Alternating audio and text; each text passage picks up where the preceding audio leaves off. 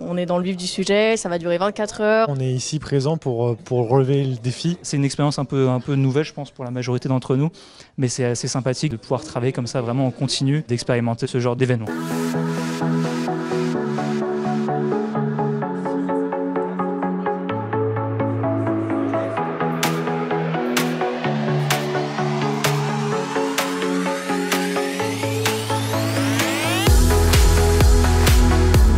J'ai décidé de participer au hackathon Define in Space parce que je m'intéresse beaucoup à tout ce qui est dans le domaine spatial. Avec mon groupe, on est dans le master de droit de la propriété intellectuelle du numérique et de l'espace à Paris-Saclay. Donc la partie espace nous intéresse beaucoup et pour l'instant on n'a pas encore eu l'occasion de vraiment travailler sur ce domaine. On est l'association Proteus, qui est une association qui est plutôt centrée sur la défense. Donc le hackathon Define Space qui vient aborder les thèmes de la défense dans l'espace, c'était entre guillemets tout trouvé pour nous.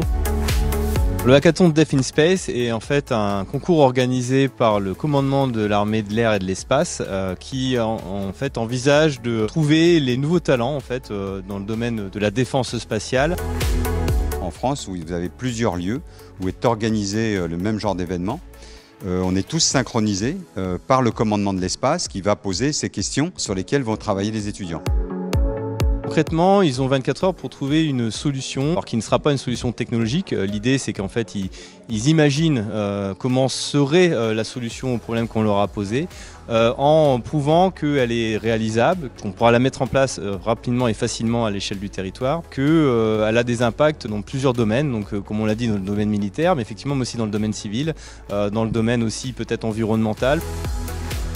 Ce hackathon correspond véritablement à ce qu'on essaye de faire d'un point de vue pédagogique, c'est-à-dire de créer de l'intelligence collective entre différentes disciplines et spécialités scientifiques. Il y aura ici des étudiants qui sont pour certains plutôt sur de la gestion, sur du droit, sur du management, d'autres qui sont beaucoup plus spécialisés sur des technologies. On a pris un objectif qui est technique, on avait le choix entre un objectif technique et général. Notre objectif, c'est de réfléchir à une solution innovante pour la mise en place d'observations de satellites en basse orbite, depuis des satellites en basse orbite. Notre objectif actuellement, ça va être de designer plus ou moins un satellite, par exemple les orbites, les technologies qui sont utilisées dans ce satellite. On est à la phase où on a fini globalement les recherches préliminaires. Là, on s'intéresse maintenant aux capacités techniques de toutes nos solutions pour voir si elles cadrent justement avec nos objectifs.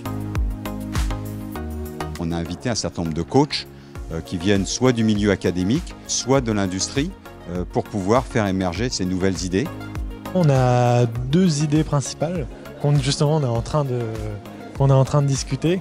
Donc dans un premier temps, ça serait un système qui permettrait de réutiliser déjà les satellites qu'on a en orbite et qui font déjà de l'observation de la Terre.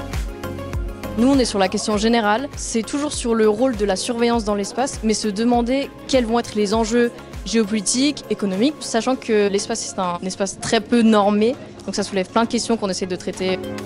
C'est en gros quelque chose qui est multiniveau, qui adresse des compétences dans tous les domaines, tant des compétences techniques que des compétences aussi dans le domaine du droit, dans le domaine de l'économie, de la gestion, de projets compliqués. L'Académie spatiale qui sponsorise un petit peu cet événement, c'est un regroupement de 8 établissements universitaires en Île-de-France et qui vont ensemble essayer de réfléchir à améliorer les formations du domaine du spatial. On est là ici à l'IUT de Mantes, c'est pas un hasard, c'est aussi parce qu'on va ouvrir des formations nouvelles dans le secteur spatial pour les techniciens supérieurs. Il y a une demande très très forte de gens qui puissent travailler sur ces aspects techniques qui se diversifient.